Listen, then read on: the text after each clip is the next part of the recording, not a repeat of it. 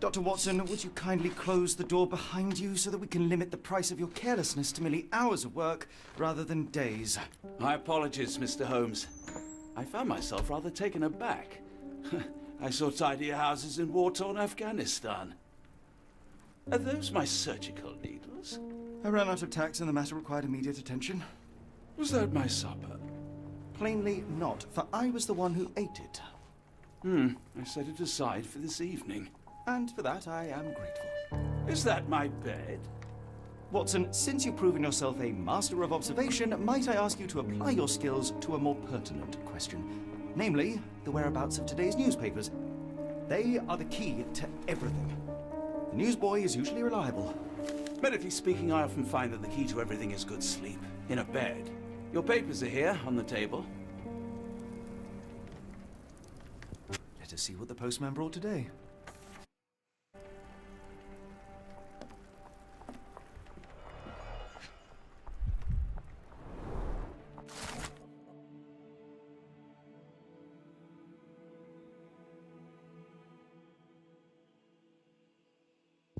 Local gossip, all of it uninteresting.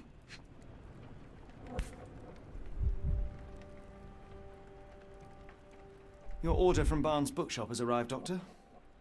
Barnes insists on delivering the books to our door, even though we could easily walk to his shop. That's good service. Another letter from Werner. I never reply, but they keep coming.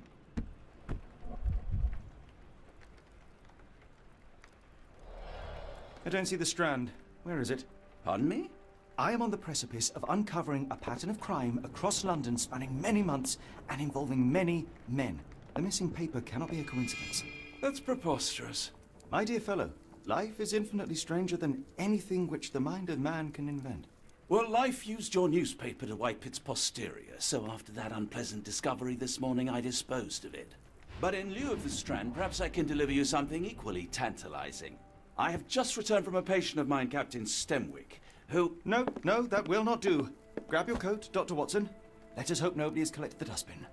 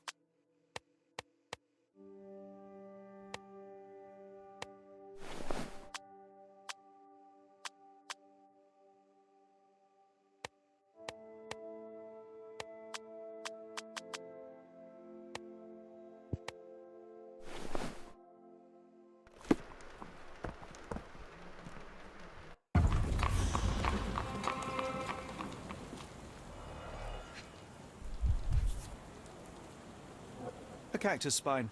If it gets in your skin, it's awfully tricky to remove, and when laced with poison, the perfect assassination tool.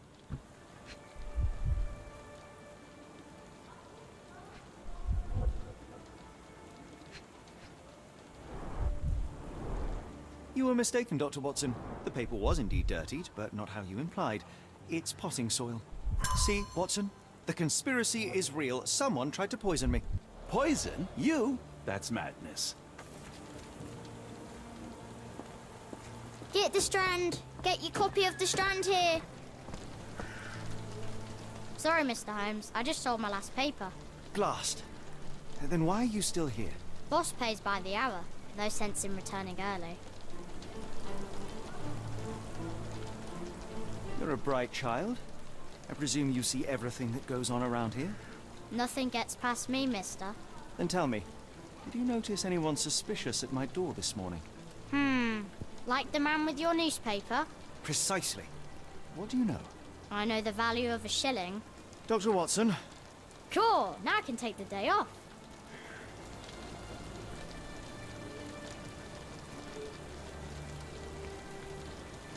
Did you see what he was up to? Nah, not really. I saw him approaching your house, but I had a customer. Then there's a loud bang. I ducked down. Not because I was scared, because I wasn't. I had to protect the merchandise. and all I could see was him kneeling at your door.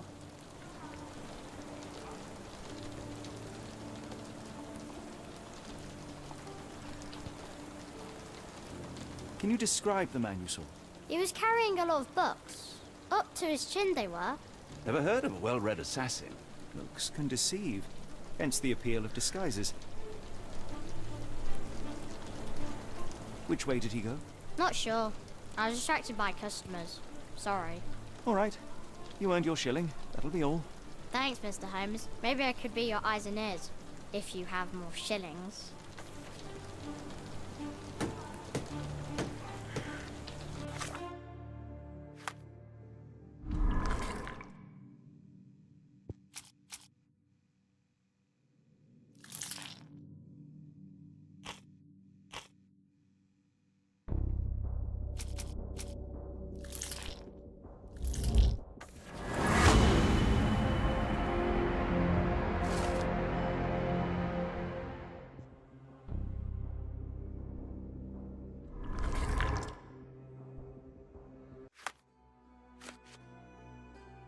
Come now, Get the Mr. Holmes. Strand. Murder? Get your copy Yes, of the Barnes Strand has his here. quirks, but he also has his scruples.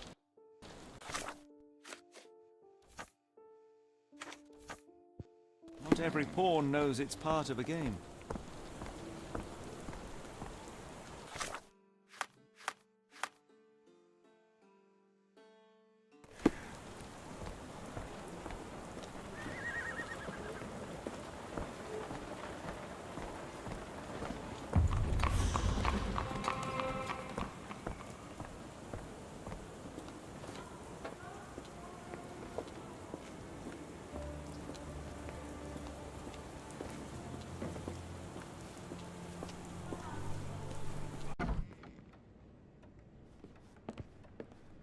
Do you even have enemies that would want to kill you?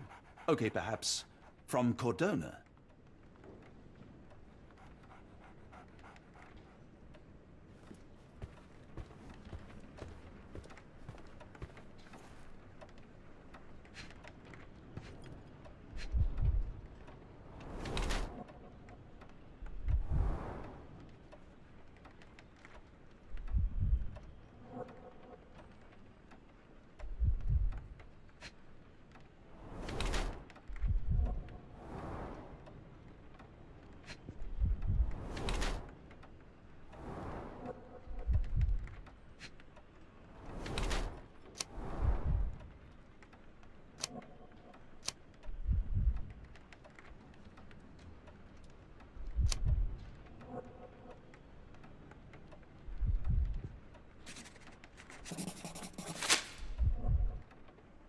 Mr. Barnes, a word.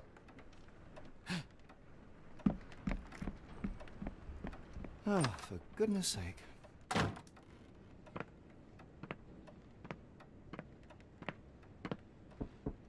Who goes there? Sherlock Holmes. Now will you please... Mr. Holmes. Golly, I did not see you come in. Would you care to answer some questions for me? Well, I wish I could, but I am deep in the weeds with work. How about we reschedule in a month or two? Come now, Mr. Barnes. It will only take a moment. No, really deep in the weeds with important things. Well, help yourself to any book. Just take it and pay later. I trust you, Mr. Holmes. Barnes doesn't seem like himself. Why is he acting this way? You're asking the right questions, Doctor. Let's find a way to coax him out. The ladder is broken, recently, judging by the freshness of the wood.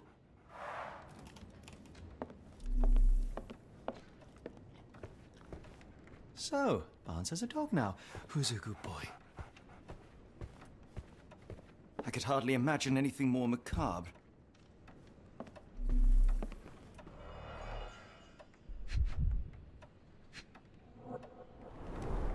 Basics of cryptoanalysis, cryptography in Egypt. It appears Barnes has an interesting hobby.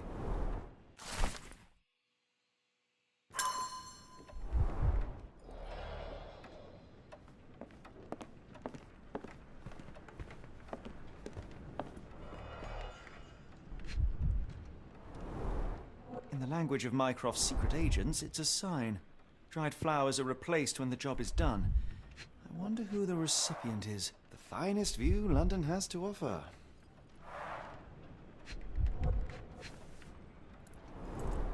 An improvised stand, but it does make the flowers more visible.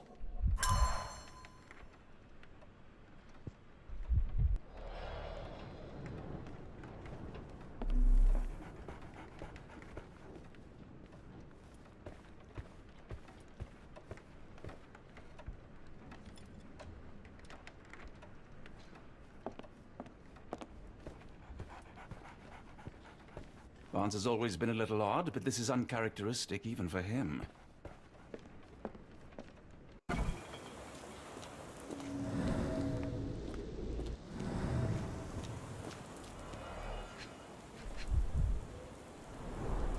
Encouraging people to stop and smell the roses? Our national emblem. God save the Queen.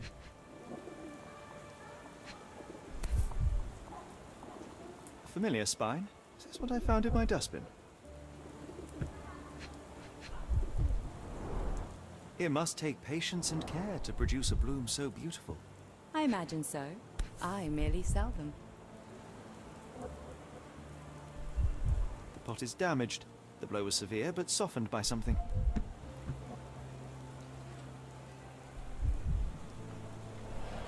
Anything tickle your fancy, Mr. Holmes?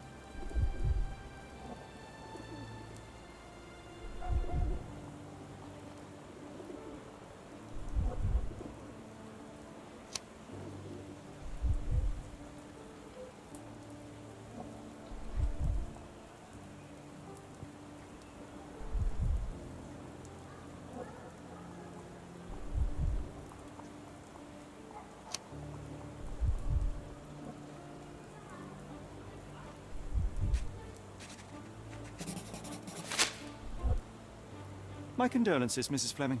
Mr. Holmes? Your husband's death. You're clearly still in mourning. Oh, no. I loved him more than anything, of course, but that was some time ago now. Life goes on. A lesson we all learn, one way or another.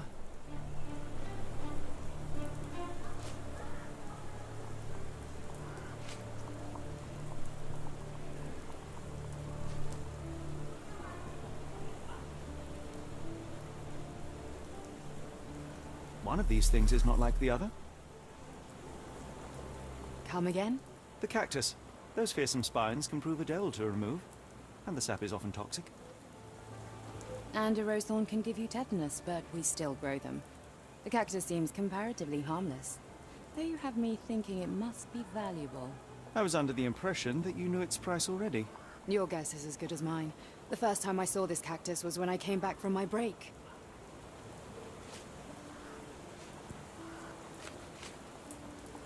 What do you make of the flowers in Barnes' shop window? Well, they could use a bit of water. Do they mean anything to you? Mean anything how? I'm not sure I follow, Mr. Holmes. Why do you think they're there? Are you suggesting the flowers are for me? It seems likely, does it not? Oh, I hope you're right.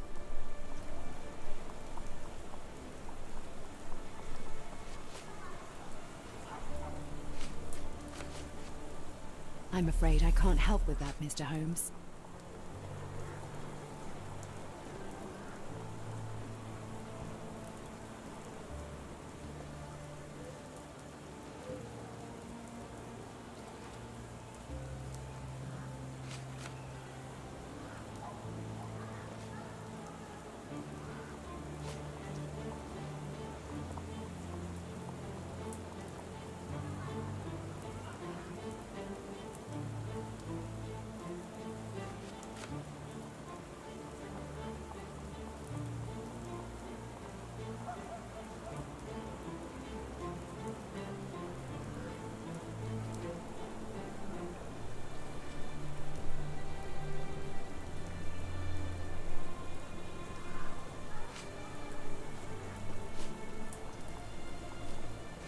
Are you sure you're asking the right person? I'm just a flower seller. Are you sure you're asking the right person? I'm just a flower seller. I don't know anything about this, sorry.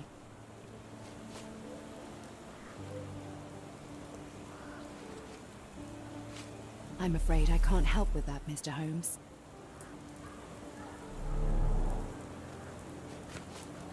Are you familiar with Mr. Barnes? Yes. No, not really. Well, in a way. What on earth does that mean? I know who he is, of course, but we haven't shared much more than a look. A look? Yes. Each morning I go for a walk in the park with my dog, and most days I spot Mr. Barnes there with his new puppy. So we see each other. Actually, we once met briefly while our dogs played. He was quiet and seemed unsteady as he approached. But since then, we've never spoken. I often see him staring through the shop window. Sometimes I wonder what he thinks about that would etch such longing onto his face.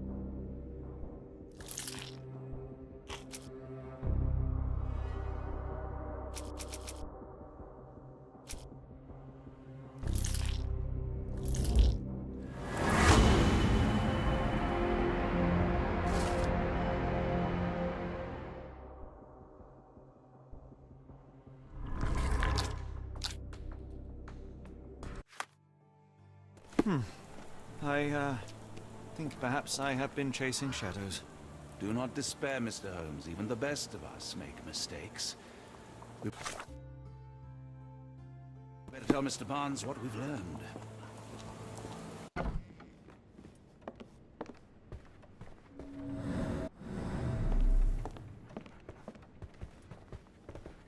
Mr. Barnes, I know what you did, and I know why you did it. I'm sorry, Mr. Holmes. I can't hear you very well from behind the door. You ordered a cactus from the plant catalogue and then left it for Mrs. Fleming as a gift. You place flowers in the window to get her attention and wear high heels to appear taller and more desirable. You are her secret admirer. I couldn't read this morning's edition of The Strand because it was covered in soil and spines. I know you dropped a cactus on it and then fled. Barnes, it's Dr. Watson.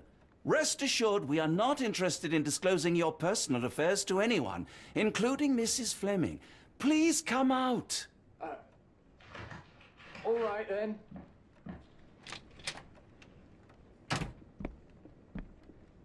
So, you know what happened then? I was on my way back from the post office, having picked up the cactus and some books. It was quite an awkward package, heavy too, and when I got to your door, I dropped the cactus in your paper. Forgive me. I needed that paper to prove a theory and prevent a crime. Your actions were rather disruptive. Your clumsiness carrying the post is matched only by the clumsiness of your romantic gesture. Oh, it's true. I am useless with this sort of thing. I'm not even sure if Mrs. Fleming noticed.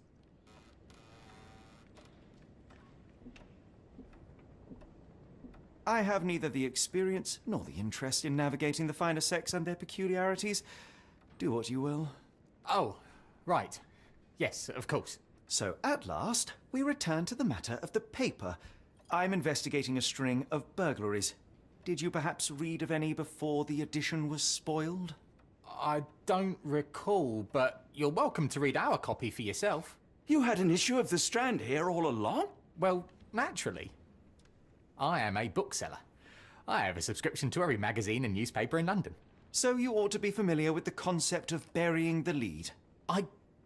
Oh no, my apologies, Mr. Holmes. I'll make it up to you however I can. I am an expert on obscure languages and translation and. Yes, okay. Just give me the paper.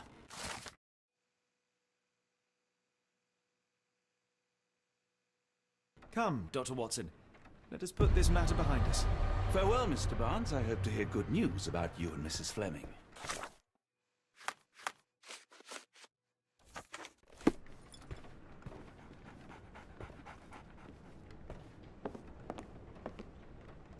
Well, that was an utter waste of time. An assassination did seem rather unlikely. There was supposed to be another burglary. I was certain of it. Something you wish to say, Doctor? No? Well, only that you have a remarkable faculty for deduction and pattern recognition, and that perhaps, if ill-applied... I see things that are not there. Yes. It is London. There will always be burglaries. Doesn't have to mean anything. So it seems. Forgive me. Without something to occupy my mind, I turn into an entirely different animal. Which brings us back to my news from earlier. I think I have a case for you, a real one. Truly? Indeed. Though perhaps not as thrilling as your stories from Cordona. A patient of mine, Captain Stenwick, told me that his servant disappeared. I said I knew just the man to help. What do you say? Oh, Watson. Yes, I know it's not the most tantalizing mystery, nor the story to launch my writing career. But... It's brilliant. Let's go. Oh, good. Well, his house is nearby. Come.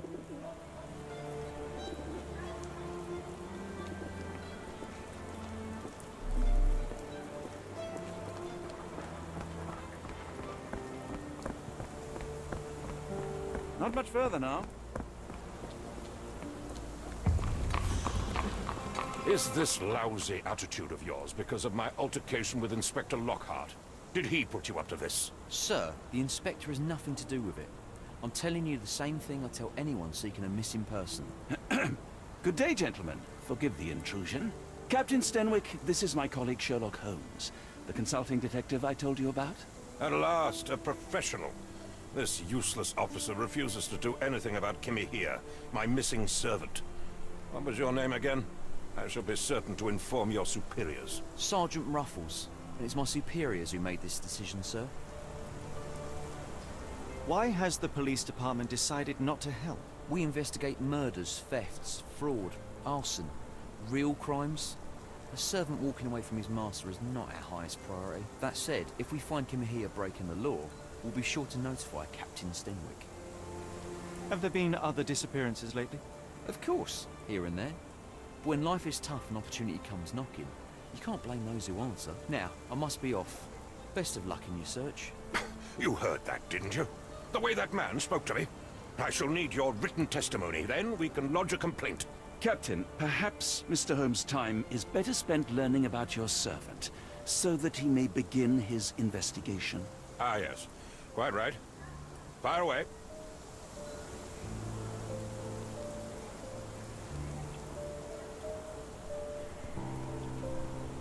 When did you last see your servant?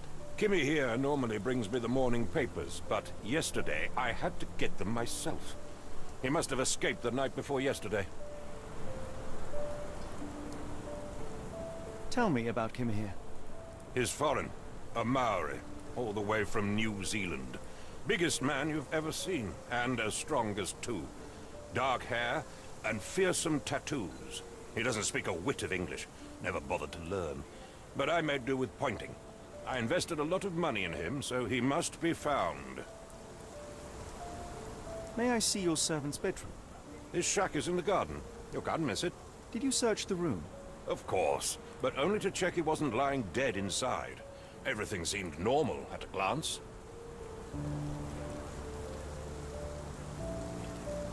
I take it this is the first time Kimahia has vanished? Undoubtedly. The man seemed terrified of the city. I think it was all the noise. He never left this estate. Should he cause any damage, I will bear the responsibility, for it was I who rescued him from savagery and brought him here to England in the first place. Is there any reason Kimahia may have left? I should think not. He had all he could have wanted. gainful employment, new clothes, and all the cabbage he could eat. Did Kimahir make off with anything of value? Heavens, no. I would have mentioned it to Sergeant Ruffles.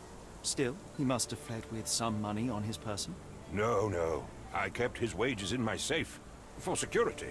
All right, Captain. I think I have enough to get started. We shall first take a look around the mansion. Go ahead. I'll be here, mentally drafting my complaint.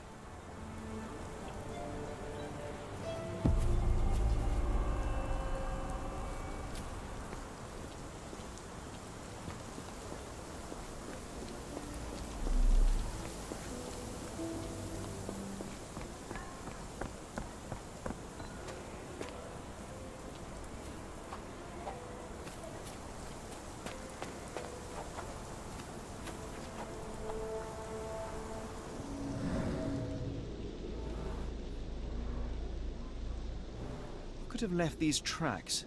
They seem fresh.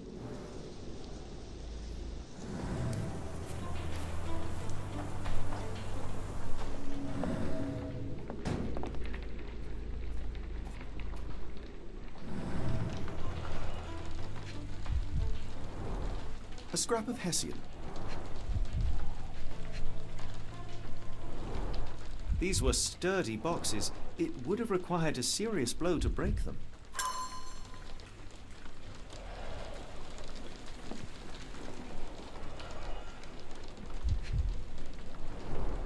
Impressive. The sack of grain retained the shape of an impact. Someone hit their head here. A small Navy spyglass.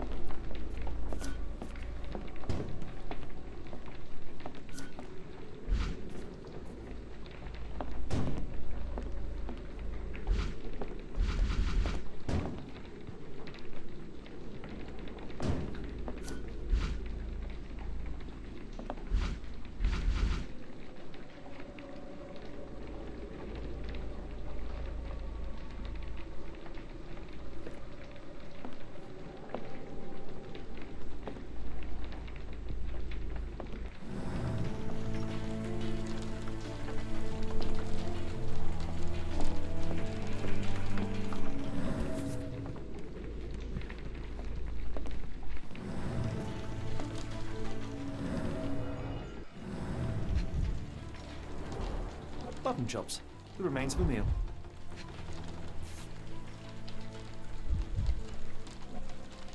A heavy chemical odor. Lend me your nose, Doctor. Ah, I'll never forget that smell after my time in Afghanistan. That's an opioid, Mr. Holmes, a narcotic.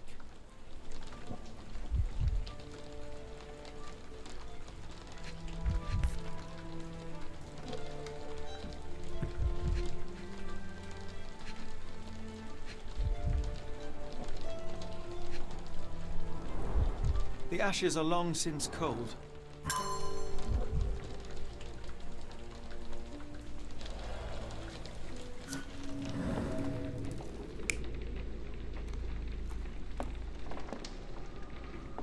No air coming through it.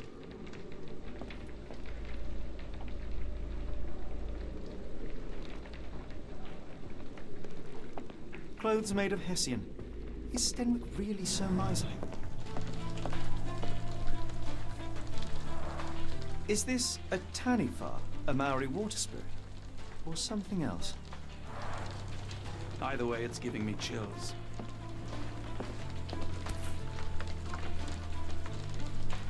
A Maori nose flute. Ngurus, they're called. Clothes made of Hessian. Is Stenwick really so miserly?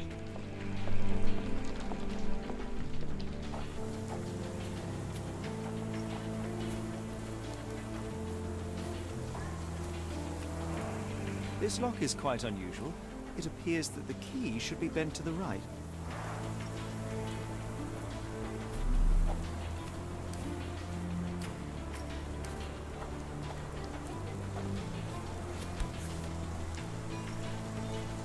The rag reeks of smoke.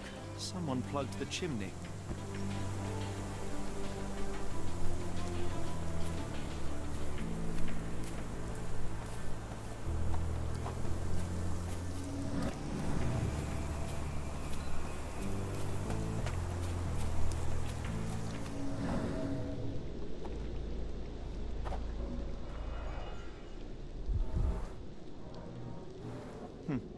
Looks like a knee print.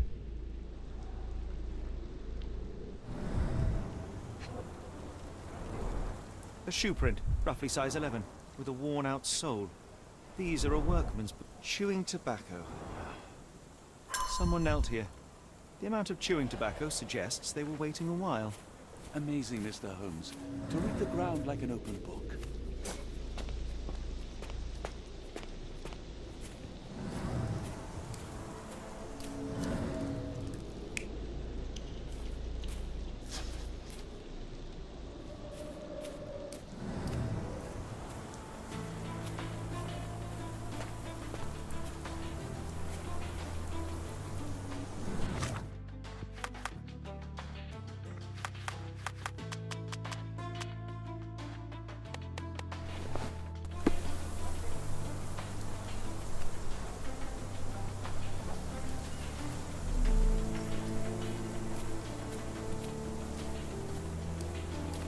Stenwick makes his servant live in a tool shed.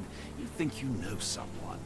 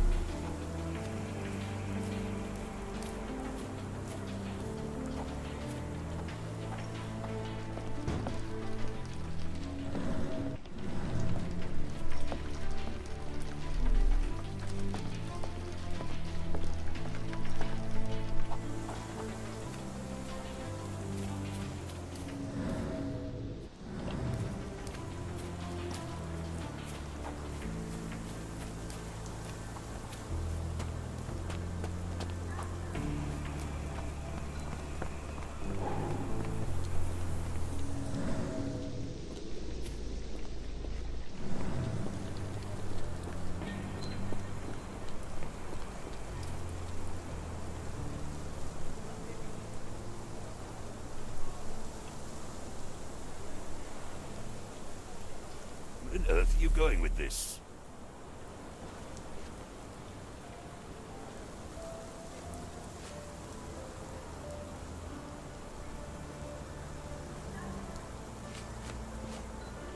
I thought you were meant to be intelligent.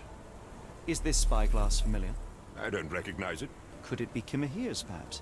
I doubt it. I never saw him with it, nor could I suggest how he might have come by it. Where on earth are you going with this? Are you joking? Why would I know this? Where on earth are you going with this? I thought you were meant to be intelligent. Has Kimahir ever indulged in tobacco? No, the man doesn't even drink. Are you certain? I found chewing tobacco in the garden. I controlled Kimahir's expenses since he struggled with the currency. I would have known if he used tobacco. The door to your garden has an interesting lock. Yes, I have uncommon locks on every door of my mansion. It makes them harder to pick. Kimahir and I both had a set of keys. I'll need to borrow them.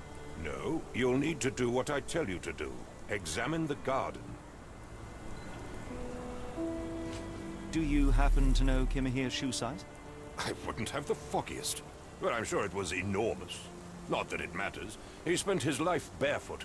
Despite my best efforts, he simply did not take to shoes. I came across a pile of Hessian clothes in the shack. Are they Kimahir's? Yes, I had to give him something to clothe himself. He seemed unfazed by his bare skin, but I found it distracting.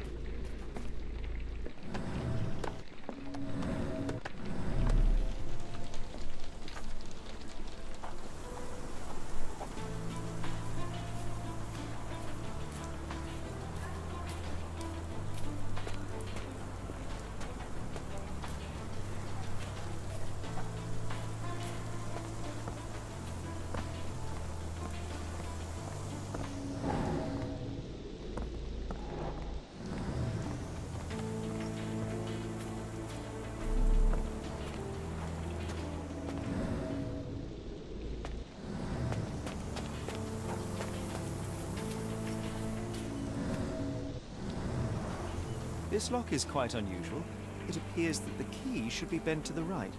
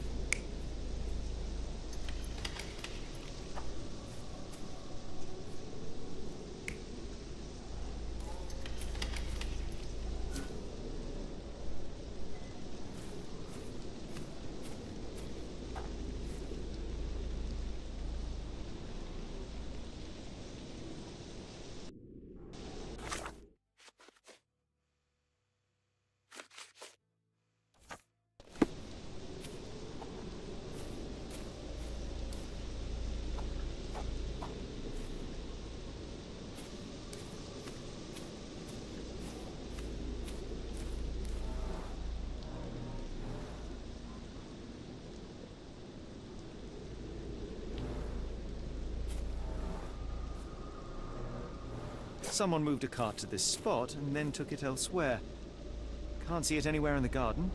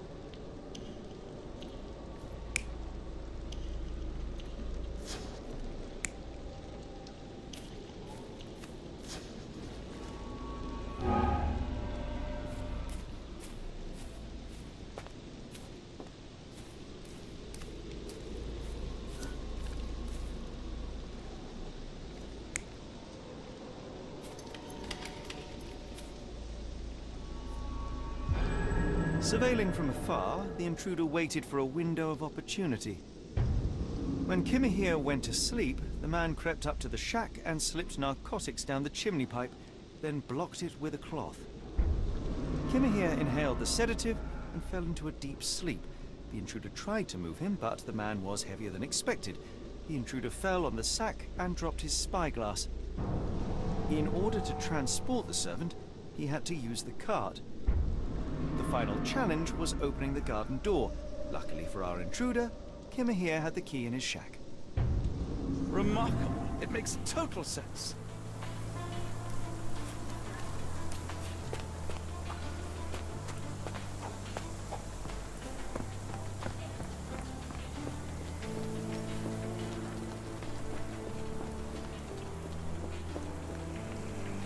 You'd best have found something by now, gentlemen.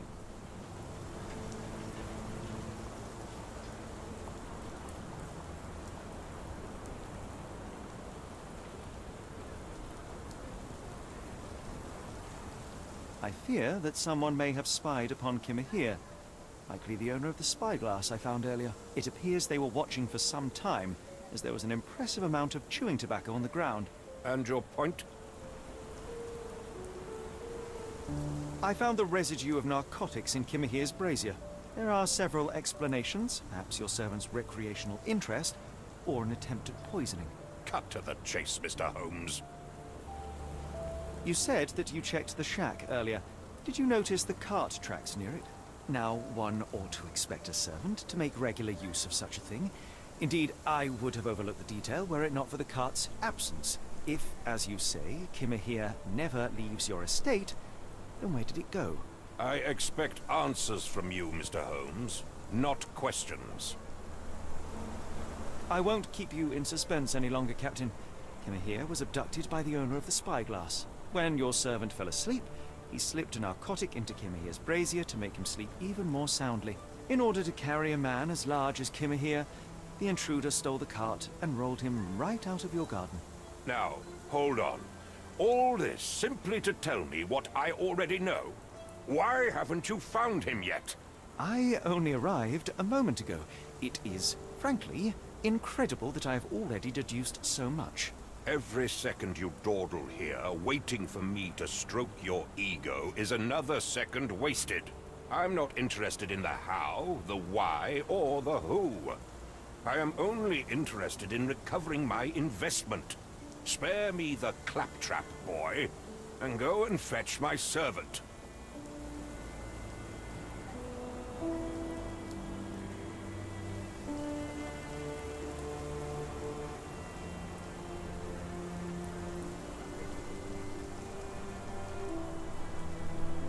Truly, there is no better evidence of a man's nature than the way he treats those who help him.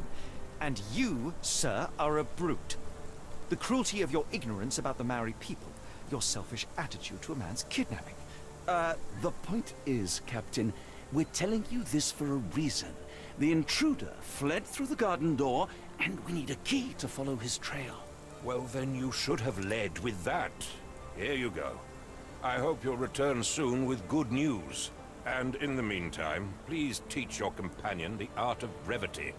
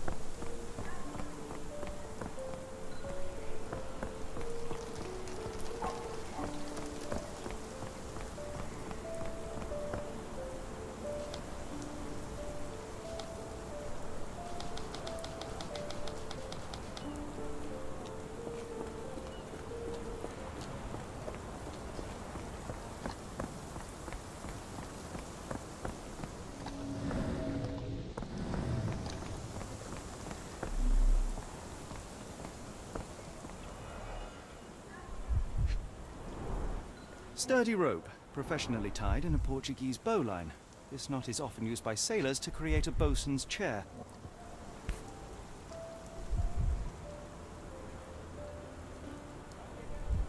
Roy Soulsby. Could that be the name of our man?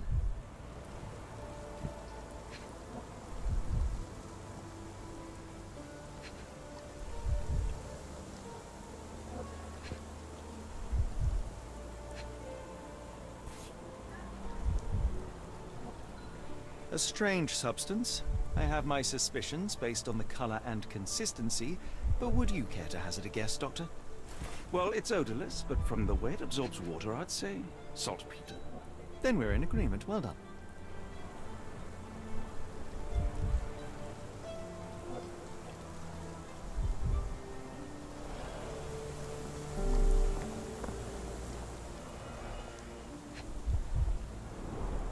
A large pile of horse droppings. Many cigarette butts. Someone stood here for hours. There was a cab waiting here. Our abductor slipped in and then off into the night.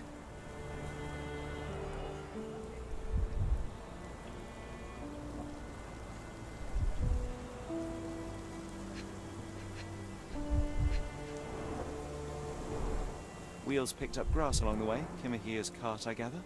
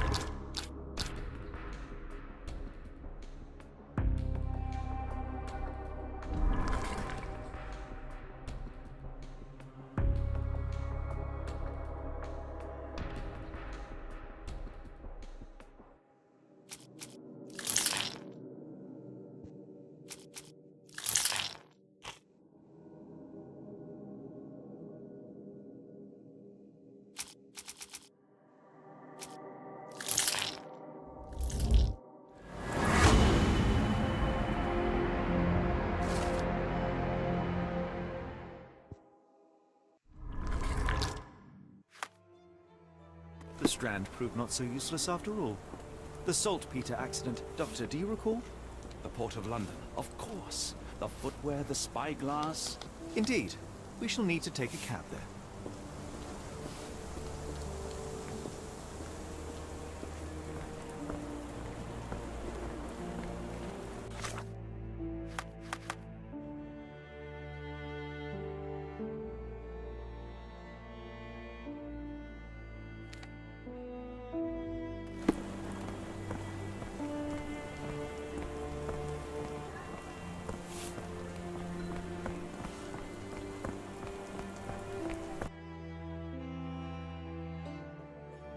to go?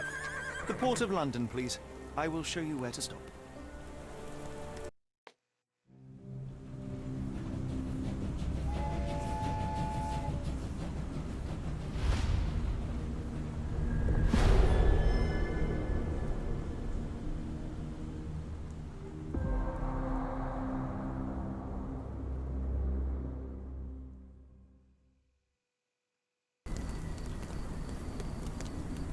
Mr. Holmes, what a compelling mystery we have stumbled upon. Perhaps I have the premise of my next novel. One kidnapping does not a story make. Stop! A black cat crossed before us. It's a bad omen. I do not take you for the superstitious type, Doctor. Such things are mere fantasies, tricks of a feeble mind. One imagines a physician would keep a surer footing in reality. Perhaps. Before the war, my time abroad was difficult. Once, I came across an Afghan, bleeding, who I could not save. He pressed a rosary into my hand. A gift, he said, so as to gain God's favor. After that... Dr. Watson? Yes, well, I shan't get into details, but sometime later I found myself lost in the desert. Dehydration set in, and things grew ever more dire. The man's words came to me. I said a prayer and placed the rosary on a rock. A gift to gain God's favor. And you were rescued. Yes. A detachment of British soldiers found me. To whom I'm grateful. Without their diligence, you would not be standing here and I would not have this case. I'm sure you have another explanation prepared, Mr. Holmes, but I think I shall cling to the occasional superstition all the same. To each his own, Dr. Watson. So long as it does not interfere with my methods, do it. We must press on, cat or no cat. The question remains, why abduct Kimahir?